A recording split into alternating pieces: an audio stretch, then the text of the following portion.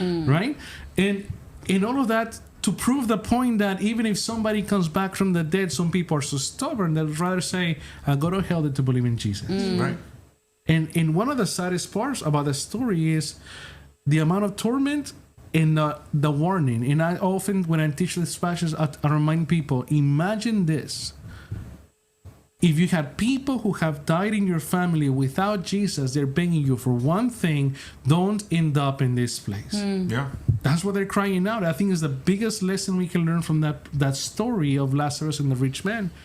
That the dead, those suffering in eternity of punishment in harsh conditions, flames, worms, and all of these things, that he says to them, do not do whatever you can to avoid this place altogether. Yeah. And that's what you will hear. And there's a way to avoid it. And his name is? Jesus. He already came. He already died. So the Lord descends. Paul talks about it, right? He descends, picks up the saints, introduces them into the Father by his by faith at this point, because they believe you're the Messiah. We finally see you. You're here. And he takes them home to heaven, and Abraham's bosom stops being Abraham's bosom. It's no longer an active place, if you would.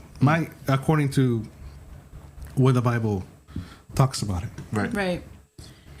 We'll have to talk at a later one. There are some people who are having visions of being in a paradise kind of place that is not yet entering heaven, but having dreams and visions of this place where Jesus is and the love of the Father. It's not anything biblical, but it seems to be something that is happening on a wider scale right now. And what is a promise in the last days? Your children